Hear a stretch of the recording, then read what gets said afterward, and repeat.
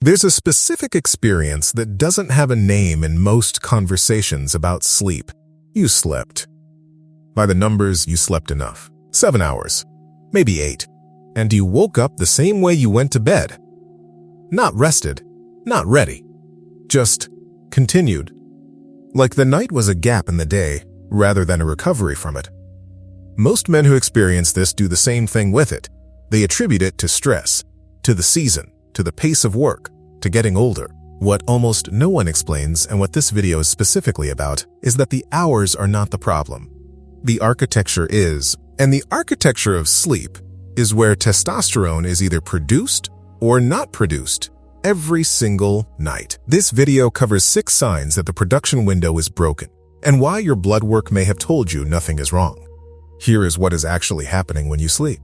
Sleep is not a single state. It is a structured sequence of stages: light NREM, deep NREM, which is also called slow-wave sleep, and REM, cycling through the night in roughly 90-minute intervals. Each stage serves a different biological function, and the function that matters most for what you feel when you wake up is what happens in slow-wave sleep and early REM. This is not background information. This is the mechanism. Approximately 70% of daily testosterone production occurs during sleep, concentrated specifically in slow-wave sleep and the transition into the first REM episode. That is the production window, not sleep in general, that specific architecture. Which means this: if a man spends 8 hours in bed but his sleep is fragmented, if he is cycling through light stages, waking briefly, losing slow-wave depth, he can spend those 8 hours producing almost no testosterone. The research on this is direct.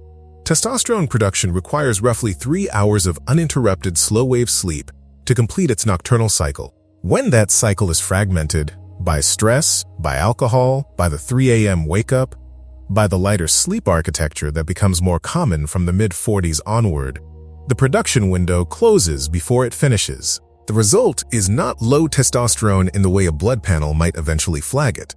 It is a daily production shortfall, a nightly manufacturing failure that accumulates quietly, day after day, until the body operating on what was produced starts to feel like a different body than the one that used to run on full reserves. That is the mechanism, not aging as a verdict. A production timing problem. And production timing problems have inputs that can be changed. Now, the 6 signs, these are not symptoms. In the clinical sense, they are outputs, specific, measurable outputs of a testosterone production deficit that is happening nightly, whether or not a single lab result has moved yet. Run each one against the last 90 days of your own experience. Sign 1. You wake up unrefreshed regardless of duration. Not tired in the way that sleep would fix, tired in a way that sleep doesn't seem to touch. You get the hours. The alarm goes off, and the recovery that is supposed to have happened hasn't. This is the production window failing to complete. The biology of restoration depends on what occurred during the architecture of sleep, not simply how long the sleep lasted. Sign 2. Afternoon cognitive flatness. A specific drop, usually between 1 and 3 p.m., where the sharpness that was present in the morning becomes effortful to sustain. Word retrieval slows. The mental margin that used to exist is gone. This is not blood sugar. It is the testosterone-cortisol imbalance playing out across the day.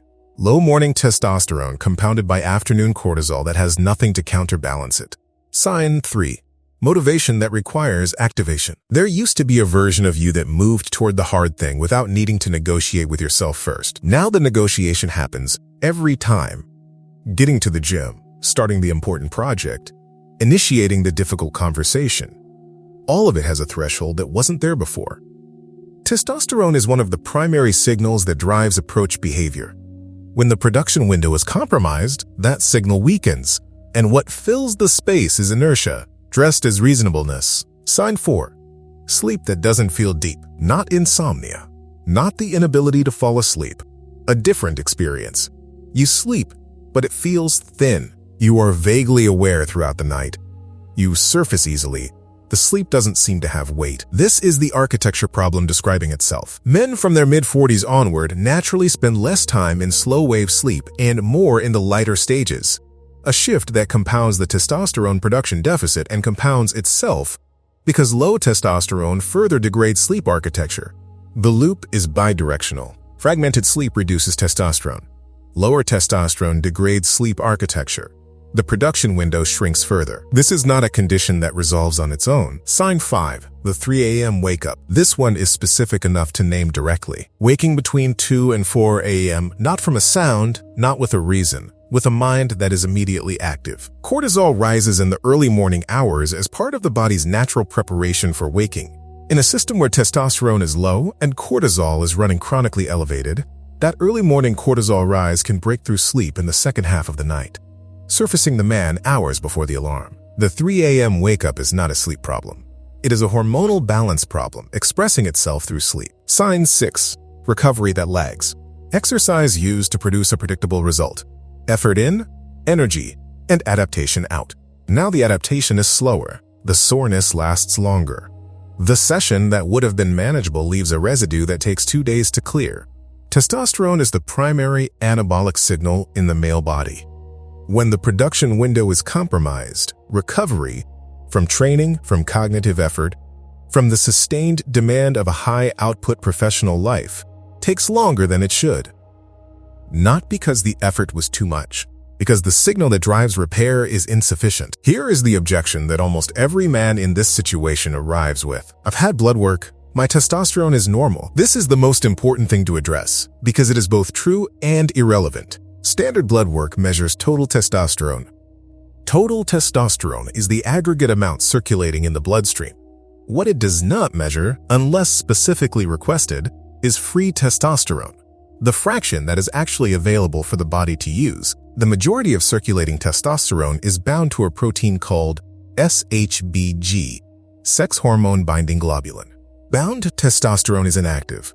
It cannot be used by tissue. As men age, SHBG levels tend to rise, which means a man can have a total testosterone reading inside the normal range, while his free testosterone, the number that actually matters, is functionally low. His doctor sees normal.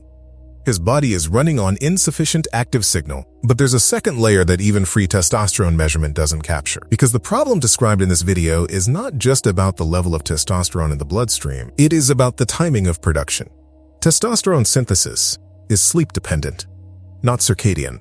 It does not simply vary throughout the day the way cortisol does. It rises with sleep onset, requires roughly 3 hours of uninterrupted slow-wave sleep to reach its peak, and begins to fall as wakefulness extends. A man whose sleep is fragmented, who surfaces at 3 a.m., who cycles through light stages, who never reaches the deep architecture that slow-wave sleep requires, is producing testosterone during a compressed, interrupted window. His morning reading may still look acceptable. His morning reading does not capture what the fragmented production cycle is doing to afternoon testosterone, to recovery capacity, to the anabolic-catabolic balance that determines whether the body is building or breaking down. The reciprocal relationship between testosterone and cortisol is exact. Testosterone is the body's primary anabolic signal. Cortisol is its primary catabolic signal. When sleep fragmentation suppresses testosterone production while chronic performance demand keeps cortisol elevated, the result is a body running on a catabolic tilt, breaking down faster than it rebuilds, depleting faster than it recovers.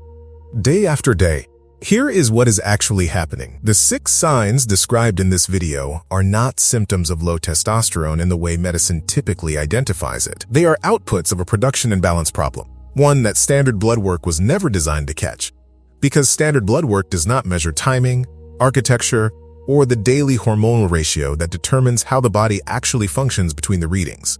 This is a system problem, which means it has system solutions. If this mechanism is what's been running in the background, the next question is structural. What, specifically, changes the production window? The 14-day sleep architecture protocol in the description was built exactly for this, not behavioral sleep hygiene, but the hormonal inputs that determine whether slow-wave sleep is reached and sustained. 14 days. Daily tracking. A checkpoint at day 7 to calibrate based on what's actually moving. The link is in the description and in the pinned comment. There is a specific reason sleep hygiene protocols fail for this audience. They address the surface. No screens before bed. Consistent wake time. Cooler room. These are real inputs, and they matter, but they are behavioral interventions applied to what is, underneath, a hormonal architecture problem. A man can eliminate blue light at 9 p.m. and still fragment his slow-wave sleep if his cortisol is elevated. if his alcohol consumption above 2 drinks is suppressing slow-wave architecture, if his late eating is compressing the first sleep cycle. The lever that is different, the one that addresses the production window rather than the conditions around it, is protecting the first 3 hours of sleep. Not the full night. The first 3 hours, this is when slow-wave sleep is most concentrated. This is the window during which the testosterone production cycle initiates and, if uninterrupted, completes. Everything that compresses or fragments that first window. Alcohol consumed within 4 hours of sleep. Late evening cortisol spikes from unresolved work. The habit of checking the phone after waking at 3 a.m. and locking in the arousal response is directly interrupting the production cycle. The behavioral target is narrow and specific. What is fragmenting the architecture in the first 3 hours of sleep? And what is the one input that can be changed this week? Not the full protocol. One input. The man who identifies the single greatest source of first cycle fragmentation in his own pattern and removes it for 14 consecutive nights will produce measurable change in morning testosterone levels, in afternoon cognitive function, and in the recovery lag that has been building. This is the precise difference between consuming information about sleep and changing the system that sleep is supposed to maintain. The information about the mechanism is available everywhere. The structure that converts the understanding into a 14-day, trackable biological intervention is in the description. If this opens something specific, if one of those 6 signs landed harder than the others, the 14-day sleep architecture protocol in the description takes exactly this mechanism and builds the intervention around it. Not sleep hygiene. The hormonal architecture underneath it. Link in the description and in the pinned comment. Which of the 6 signs has been present the longest? And when did you stop thinking of it as something to fix? What the hours were never going to fix is now named. Sleep is not rest in a general sense. It is a production cycle. Specific stages, specific timing, specific hormonal outputs that either complete or fail to complete every night, based on whether the architecture of that sleep allowed the production window to open and run. The man who has been waking up unrefreshed for 2 years and attributing it to stress or age or the season has not been managing a character failure. He has been experiencing the output of a compromised production window, one that standard medicine doesn't measure, sleep hygiene protocols don't address, and get more rest does not reach. The 6 signs named in this video are not a diagnosis. They are a pattern.